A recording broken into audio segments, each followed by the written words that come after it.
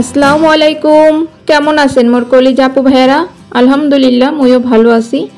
আশা করছি মোর ভিডিওটা যে জানতে দেখা শুরু করছেন আল্লাহর রহমতে সবাই ভালো আছেন।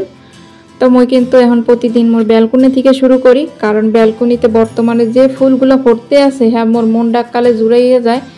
কারণ ঢাকা শহরে তার তেমন কিছু মই দেখতে পারি না, সবুজ গাছপালা অত কিছু তার দেওয়া সম্ভব না। তা আমরা কিন্তু নারায়ণগঞ্জ থাকি, তা নারায়ণগঞ্জ থাকি বলে একটু আর কি গ্রাম সাইডের দিকে নদীর পাড়ের দিকে আর কি খুবই ভালো লাগে।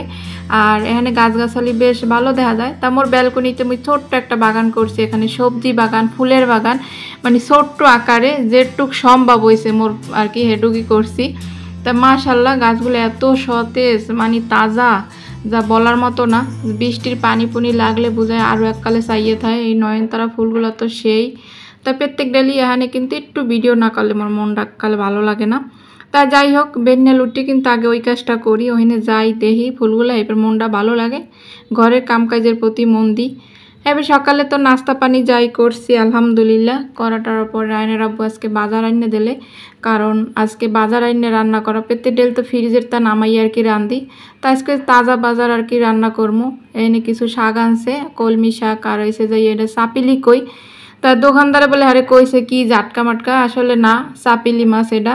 তো এটার মধ্যে কাটা বা লগে গুঁড়া গাড়ার লগে তেলাপিয়া মাছ আনছে। আসলে তেলাপিয়া মাছ খাই কিন্তু পছন্দ না, সব জিনিসই খাই, কোনো কিছু বাসি না, কিন্তু পছন্দ অপছন্দ আছে না এরকমের আর কি।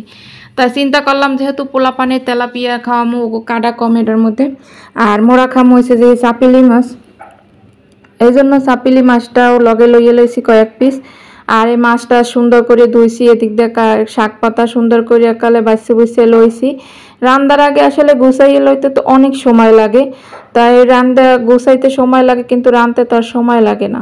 তা মাছ কাটা হলুদ মরিচ লবণ মাহাইয়ে তেলে ভাজতে আসি, আর এদিক দিয়ে কিন্তু শাক ভাজাও বয়াই দিছি। তা আজকে কিন্তু মুই ভিডিওতে শেয়ার করবো যে মুই এই যে অভাবের সংসার, অভাব বলতে ওইরকম অভাব না, মনে করেন যে অল্প আয়, ইনকাম তার অত আহামরি তেমন কিছু না, অল্প আয়ের মধ্যে কিন্তু আলহামদুলিল্লাহ মোরা ভালো আছি খাইয়ে লইয়া। কিন্তু একটা নিজেকে একটা শখের জিনিস, এইটা কিন্তু বানানো খুব কঠিন।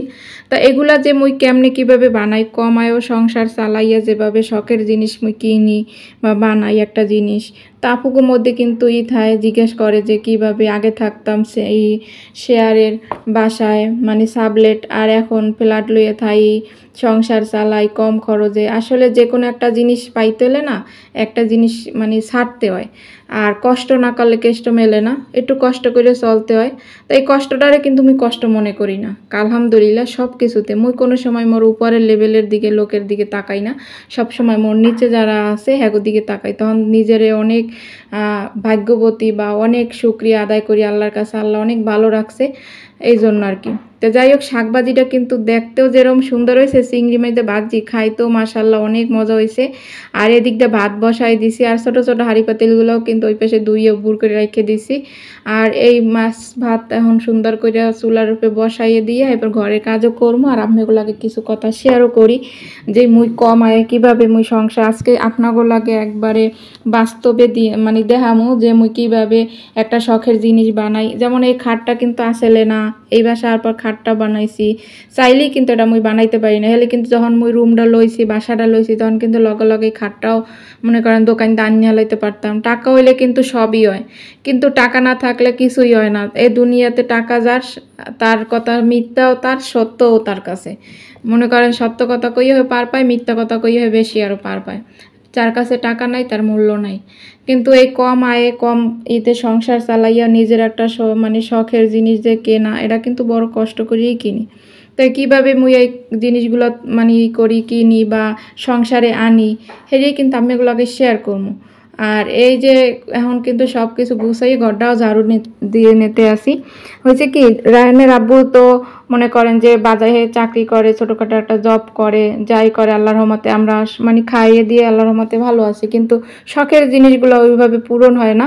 তো আল্লাহর কাছে সবসময় এই জন্যই তো মনে করেন ইউটিউবে আসা, একটা ঘরে বইয়া নাইলে কি দরকার আছে যে ইউটিউবে এত কষ্ট করে এসে কাজ করা। অনেকে আসে না কয় না শখের জন্য ইউটিউবে আই, আসলে মুই কোনো শখে আই নাই, কারণ এখানে যদি পারি কয়টা টাকা ইনকাম করতে, স্বামীর সাহায্য করতে, সংসারের ছেলে মেয়ে আছে সবই তো নিজের, এখন এগুলো তো কারো না। একটা নারী যদি সংসারটারে নিজের মনে করে তাহলে মনে করবেন যে সব কিছুই নিজের, আর যদি মনে করে যে পর বা অন্য রকমের তাহলে কিন্তু কিছুই ভাল লাগবে না। তবে ভালো লাগার কারণ কিন্তু স্বামীর হইতে হইবে সব কিছুর ব্যাপারে। স্বামীর কিন্তু এসব স্ত্রীর কাছে যে একটা ভালো জিনিস যে পাইবে আশা করবে এটা কিন্তু স্বামীর তৈরি করে নিতে হইবে। আল্লাহর রহমতে আসি, সেই পর্যায়ে আসি, স্বামীর মন মতনই আসি। এখন আসি যে টাকা কিভাবে জমাইছি বা কিভাবে একটা জিনিস বানাইছি।